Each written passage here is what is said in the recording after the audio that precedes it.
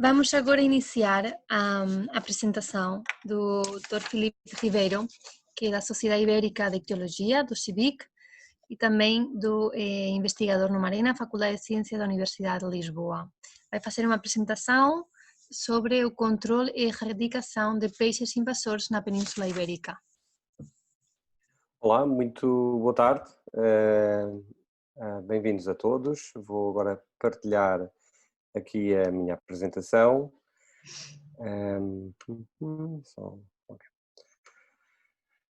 Como o foco deste webinar tem a ver um bocado com métodos ou exemplos de ações de controle de espécies invasoras, eu tentei focar-me em exemplos que nos são próximos geograficamente deste tipo de ações realizadas com peixes em rios e barragens. Ora, o título da apresentação é Controle e Erradicação de Peixes Invasores. Eu vou incidir principalmente na erradicação, dado que 15 minutos para se falar de ambas as abordagens e iriam ser curtos, e ainda vou falar um bocadinho sobre o controle, mas muito ao de leve. Ora, um trabalho que o Pedro Anastácio fez, liderou, em que fez uma revisão de todos os animais exóticos que ocorrem nas nossas águas continentais, verificou que em Portugal continental e ilhas temos pelo menos 83 registros de animais exóticos. Nem todos são invasores, alguns são invasores, mas que essa taxa de chegada às nossas águas continentais, às nossas águas doces, é de 2 a 3 espécies por ano. No caso dos peixes, as taxas são menores, aqui são valores agregados por década, e atualmente temos cerca de uma espécie de peixe exótico a chegar a Portugal a cada 2 anos, e que se consegue estabelecer uma população em meio selvagem. Ora, que espécies são essas? Maior parte destas introduções, uma parte destas introduções já são antigas, já têm quase 100 anos, algumas já têm mais do que 100 anos. Em meados do século XX já existiam 8 espécies de peixes exóticos, e a grande maioria destas espécies, pelo menos 5 destas espécies, foram introduções oficiais, foram introduções realizadas pelo Estado português para promover a pesca desportiva ou para promover a aquacultura, a alimentação.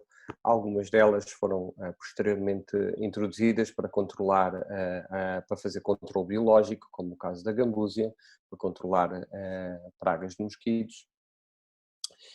E a partir da década de 50, houve a introdução da axegã, que é uma espécie muito utilizada na pesca desportiva.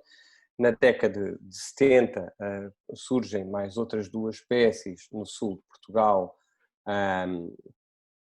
e agora, nos últimos 20 anos, acabamos por ter mais 9 espécies de peixes exóticos a chegar, e acaba por se traduzir numa taxa de uma espécie a cada 2 anos.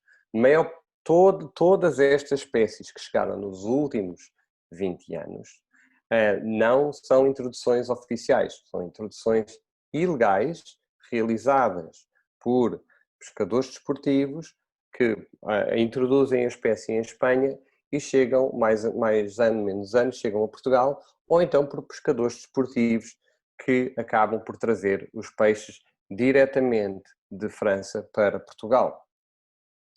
Não são introduções oficiais. Ora, hoje em dia temos este cenário e não conseguimos ter recursos suficientes para fazer uma fiscalização eficaz, e sendo portanto, necessário haver aqui algumas ações de gestão dos rios e, sobretudo, para algumas destas espécies que existem. Ora, os nossos vizinhos, pronto, o que nós podemos ver aqui também é que muitas destas espécies, quando chegam, entram num determinado local, estão espacialmente restritas, existem só em um rio ou numa barragem, e à medida que o tempo passa, elas vão sendo dispersas pelas pessoas por outros locais, e à medida que o tempo passa, a sua abundância e a sua área de ocupação acaba por aumentar e os custos de gestão ou de controle dessas espécies exóticas poderão e irão aumentar. Por isso, o que acontece muitas das vezes é que a espécie é introduzida 10 anos, 20 anos, antes de se detectarem pela primeira vez, dependendo um bocadinho da dimensão das espécies, por exemplo, nos peixes de grandes dimensões poderá ser mais rápido entre a introdução e a primeira detecção. Por exemplo, em peixes pequenos ou em invertebrados de pequenas dimensões, isso também poderá haver aqui um hiato temporal muito mais alargado.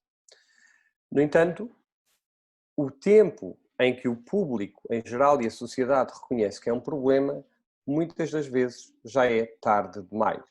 Sobretudo, quero referir que a maior parte das invasões em ecossistemas aquáticos acabam por ser invasões quase silenciosas, imperceptíveis ao grande público.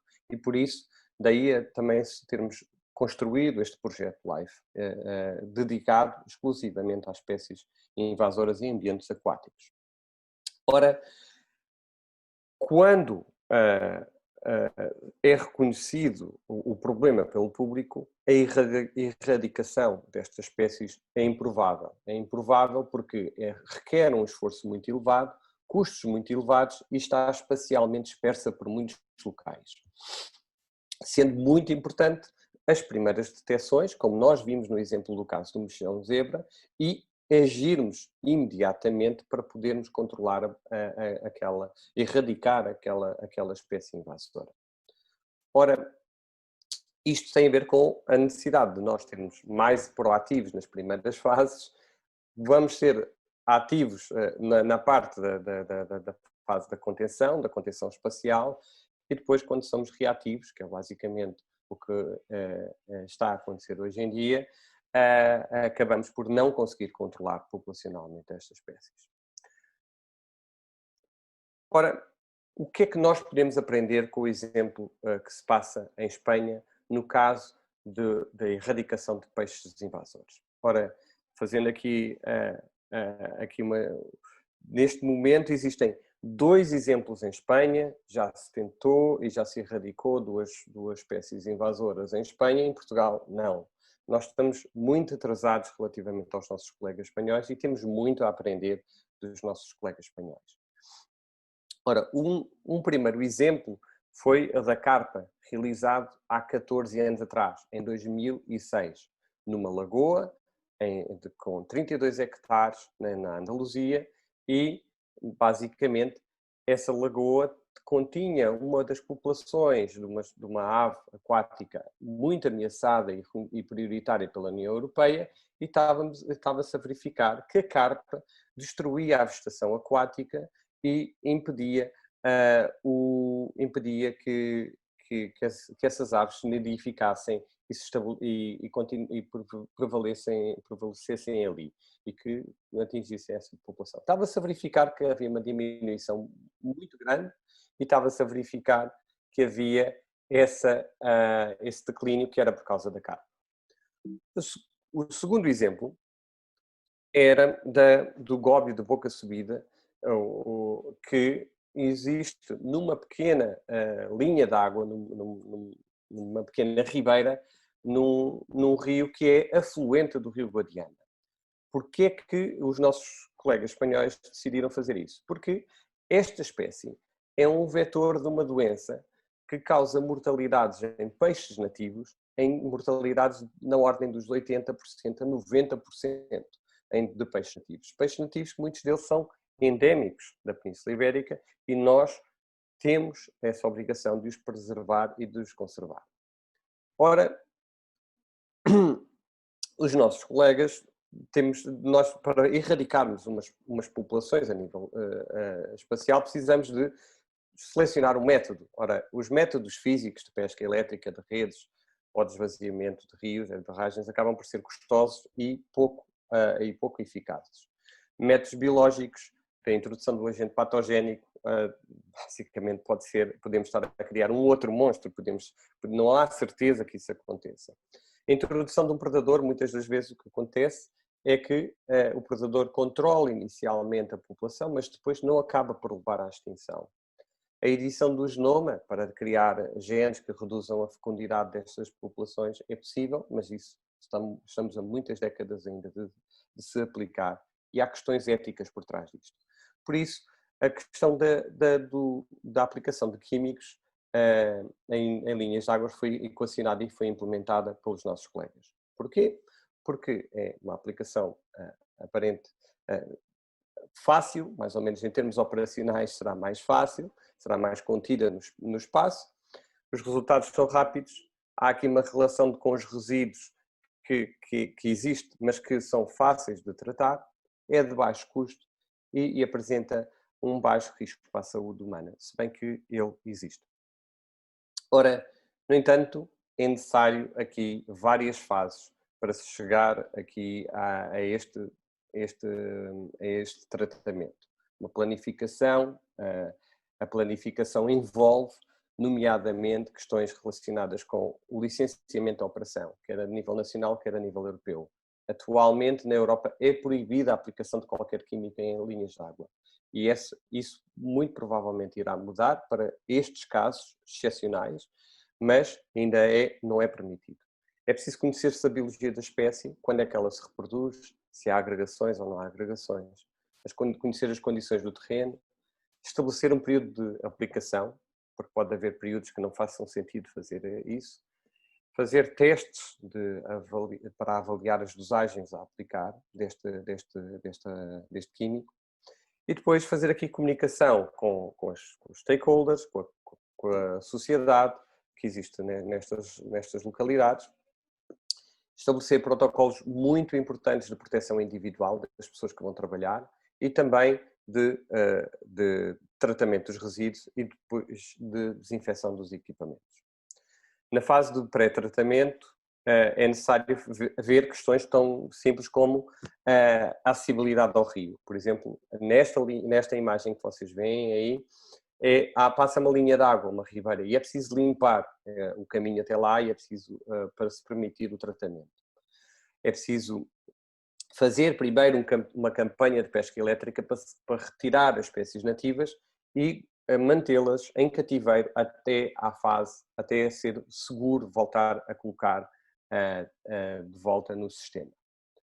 Na fase de tratamento é necessário escolher a técnica de aplicação, através de um barril de colocação do químico, ou através da dispersão por barco, ou até dispersão manual. E depois é preciso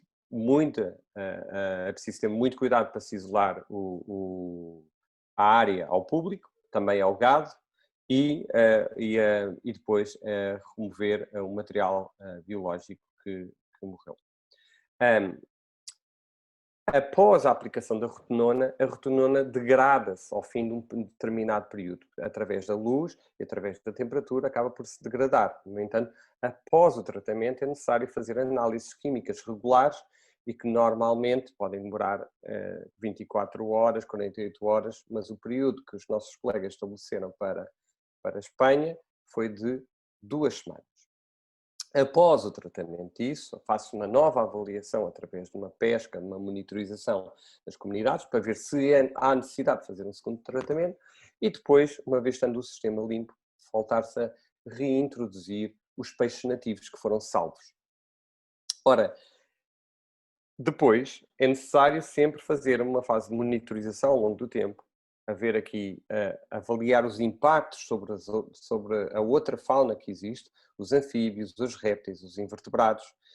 Já se conhecem alguns impactos em invertebrados, nomeadamente nos mexilhões nativos, que podem também ser salvos e mantidos em cativeiro durante algum tempo. E depois o que eu acho que é extremamente importante é fazer a comunicação dos resultados à população e usuários. Ora, e nós cá em Portugal, nós temos 20 espécies de peixes exóticos, não podemos ir a todo lado, não podemos ir a todas as espécies, não temos recursos intermináveis. Então, relembro aqui este diagrama e que, na realidade, o que é importante é, no início do estádio de invasão, que nós devemos agir, que devemos fazer erradicação. Ora, as espécies que estão na vossa esquerda são as espécies que têm ampla distribuição a nível nacional, existem em várias bacias, em quase todas as bacias hidrográficas de Portugal, e as espécies do vosso lado direito são espécies que têm uma área de distribuição muito, muito, muito pequena e que se pode, eventualmente, tentar fazer aqui alguma remoção ou erradicação destas populações. No entanto, há aqui condicionantes ao longo deste gradiente em que temos aqui condicionantes de algumas dessas espécies já têm interesse de pesca desportiva, e então há aqui que pesar os valores que nós queremos preservar, e nomeadamente algumas delas são bastante importantes na pesca desportiva. Ora, temos 3 espécies que podem ser candidatas: a perca europeia, por um lado, o piscardo e a truta arco-íris. Ora, a perca europeia existe apenas numa pequena albufeira, tem um grande impacto, pode ter um grande impacto se sair para um grande rio, e existe uma grande probabilidade, porque as pessoas gostam de pescar esta espécie. O piscardo, que existe no Rio Sousa, existe apenas no Rio Sousa, que se saiba, no entanto existem ao longo de 30, 40 quilómetros. É possível fazer uma erradicação, mas vai custar muito mais. Vai ser muito mais difícil, ainda para mais, porque é um sistema aberto.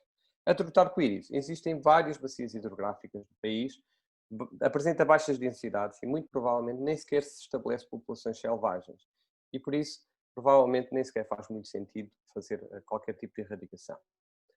Na perca europeia, o que nós podemos ver aqui é que existe numa pequena albufeira que tem 3 hectares e está muito contida a nível nacional.